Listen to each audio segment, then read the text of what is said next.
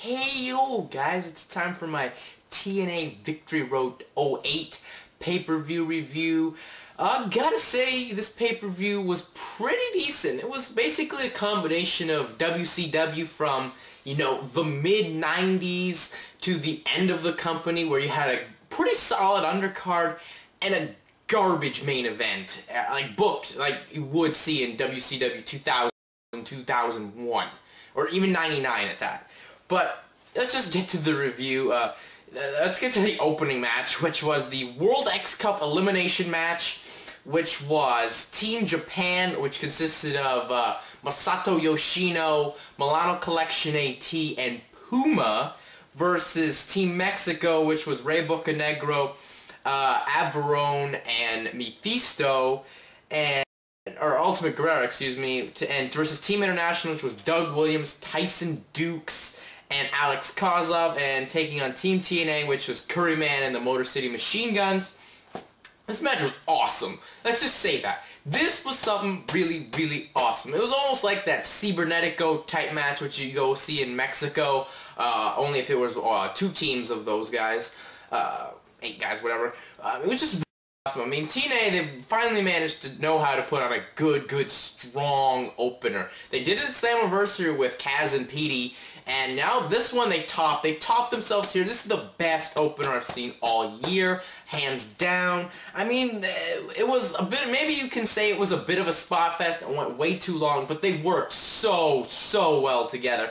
All the styles meshed. We got, tons of matches we really want to see. I want to see Los Guerreros, which versus the Motor City Machine Guns. Any one of these guys I want to see together. I mean, when you look at here, I mean, Team International, a nice double team at the start. There was an inverted pile driver by Bucanecro to eliminate Tyson Dukes. Averno hit the brainbuster on Puma to eliminate him. The Guns Shelly hit a knee on Milano by the Cradle Shock to eliminate him. Yoshino countered a tilt-a-whirl into a roll-up. I believe that was to eliminate Ultimate Guerrero. I believe so. Ultimate Guerrero powerbomb off the middle rope for an elimination. Koslov forced Ultimate Guerrero to tap in a inverted crossface type choke. The Guns eliminated Bucanecro with the double super kicks. Koslov pinned Saeed with the feet on the rope. That was kind of, but just because how good this match was, I can forgive it. Yoshino tapped with an inverted cross arm, leg scissors, and Shelly hits the Kryptonite Crunch, Shelly hit the Kryptonite Crunch on Yoshino to win. This was just awesome, and it was the best match of the night, as you'll probably see in my ratings. Awesome, fantastic, can't complain there. Maybe it went on a bit too long, as I said, but how great this match was damn good. So, next match, which was Angelina Love and Velvet Sky, I mean, it got hurt because the crowd was so popped out already. We were blown out a little bit, that this match gets hurt a little bit. I mean, you had Kim go crazy at the beginning, and then Velvet makes the distraction. Angelina Love got the heat, and she actually broke something on her shirt, so, throughout her whole domination, she had to, while she was trying to get the heat, she had to keep worrying about that her top wouldn't fall down. Gail gets the win out of nowhere with Hangman's neck breaker, and that leads to Velvet coming in. They bring the bag in, looks like they're going to put it on, but no! They double team her into the ropes, and Gail Kim hits the floor, and that was the match. I mean, you really couldn't get anything really out of that match, considering what we just saw, so, yeah. Then we go to the next match, which is Sonjay Dutt versus Jay Lethal. This match proved that their build to this sucked a lot, and no one cared. Zero crowd heat in a feud that's, normally you'll get at least some good crowd heat out of, but this one, not at all. First of all, what the hell was Sonjay Dutt doing wearing that do-rag? What in the world was that man thinking? Honest to God, it just looks so bad. And second of all, this match was bad. It wasn't that I didn't say it was bad, it just, no heat. And it hurt it. I mean, Dutt hit a flying suicide dive on Dutt from Lethal. Dutt hit his springboard seated pin. And Dutt got the win with the roll up. I mean, Lethal brawled on the crowd out on the floor for a bit, but that you think that maybe could have got some heat to show the intensity. But really, when you look at the build, how it started with the wedding bull crap, and bullshit with the, and then there were brawls at the Pink Taco, etc. Just bad. And then, you know, Dutt got the win with the roll-up and went straight to the bat to see the winner of the YouTube contest and the other marks. So yeah, then we go to the next match, which is the TNA Tag Team Championship Fans Revenge strap match.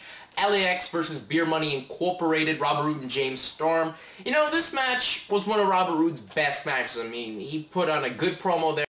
I think the team of them worked well. Obviously, this match was all about the straps going on. I mean, Storm got to the floor, and he did the thing where he would run around to get whipped by everyone. And, you know, most of the fans completely missed him, so that kind of sucked. Homicide was drinking beer with the YouTube winner. I don't even remember his name. And yeah, I mean, this one didn't go that well. I mean, once Homicide, you know, after the heat had been got on him, he makes the tag to Supermax, which is apparently Hernandez's name now. And, you know, LAX they got the win right there with the Doomsday Ace Crusher. And that was it. And I didn't like it was clean, and they really didn't use the strap gimmick at all. So I really didn't like that. I think this should have maybe been the YouTube fan could have maybe just nailed either Storm or Roode in the head with the strap, and then, you know, Ace Crusher there, and that would have been fine. But, you know, it didn't happen. Then we go to the next match, which is the TNA Knockout Championship match. Taylor Wilde defending against Awesome Kong. Another not so great match here. I mean, the undercard is pretty strong, but, you know, this one just lacked a bit. I think because the other match, that one just took the crowd out because they were like, eh, whatever. Really, Kong sold a lot in this one. I mean, she even sold a nice arm drag where Wilde ran up the ropes and hit the arm drag. But mainly she hated Taylor Wilde in this one, and then, you know, Taylor got the win when she reversed the implant buster into a roll-up. And that was it. And then Kong and Saeed were about to put the beat down, when Kong was about to hit an awesome bomb on a chair that was planted down. But no, Abyss comes out, and it looks like Abyss and Kong are going to have a stare down, which is awesome. I gotta say, that would be pretty interesting. And you can do that on pay-per-view, since they only don't want any female violence on Spike, so you could do it on pay-per-view. I don't know how you build it, but that didn't happen, so Saeed rushes Kong away. Saeed slaps frickin' Abyss, and then Abyss hits an awesome black hole slam on Saeed. That was pretty good there, and gets the win. Sorry, Taylor got the win there. Blah. Anyways, that was just a good moment there. Then we go to Ultimate X, which was the finals of it, and since Team TNA won the last one, they had 6 points. I believe the rest had 3. I don't really remember the scoring, and I think the whole scoring's retarded. I don't like how this match had come down to it. Like, makes every other match they've had on Impact in the previous opener mean absolutely nothing. And then we get to this match, which is Kaz versus Naruki Doi versus Volador Jr. versus Daivari. This one was good. Not the best Ultimate X, but certainly not the worst. I mean, you know, Volador, he did a moonsault off the top rope. Doi fell off one of those scaffold type deals early on in the match after a drop kick. And of course, this match would go down from the big leg drop that Kaz did off the top of the scaffold onto Daivari, which, you know, worries me because, you know, Kaz was already hurt. He really couldn't climb. He does have a legit arm injury here. I don't know what it is, torn bicep, torn something, but he is really hurt here.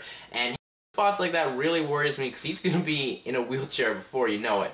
On Daivari, which gave Volador Jr. the chance to get the win here. And this is the only match Volador Jr. could be allowed because the CMLL owner, promoter owner, I can't remember his name at the time, wouldn't let him, since he's the only babyface on Team Mexico. This is the only match he could be in. And, you know, they got the win there, and I guess it was pretty good because CMLL is getting a bunch of wrestlers over in August. A whole bunch of the guys are coming over, so, you know, that'll be interesting. And, you know, it was nice to see another team other than Team TNA win, like Team Mexico finally gets the win. That was nice. But it wasn't one of the best Ultimate, like I said, it wasn't the best Ultimate X match, certainly wasn't the worst. Then we went to Full Metal Mayhem, which was obviously the 100% voted, and it was Kurt Angle and Team 3D versus AJ Styles, Christian Cage, and Rhino. Frank Trigg did commentary. This one, you know, it was a bit of a spot fest, but, you know, Angle, he's looking a lot beefier. He's obviously roided up since his last match with Styles at Slammiversary. This one had some spots, like Cage's did his crossbody onto Team 3D off the top of those, the big truss type deal that they left from Ultimate X. Devon actually has a legit ankle injury from this match. What else happened? There was a 3D on Cage from the floor, and Bubba Ray did a super kick, which was awesome. And, you know, Angle got the win after Trig hit Styles in the head, and Angle hit the Angle Slam through a table to get the win. And then we go to the main event, which is absolute garbage. So when you see this match come up on your screen, take the advice from Kim Mitchell in that song. You might as well go for a soda because nobody hurts and nobody dies. Because you may hurt yourself and you may die when you see this one. Bad match. Apparently, like, both Booker and Joe bled, and that's apparently supposed to make us feel that, oh my god, Booker's in grave danger because he's bleeding because he got rammed into a ring post, which clearly we've seen table spots, we've seen people fall off trusses, we've seen a leg drop off a truss, we've seen so many spots in this pay-per-view that doesn't this at all. Joe went crazy. He got slapped by Sharmell. He beat up the PWA students.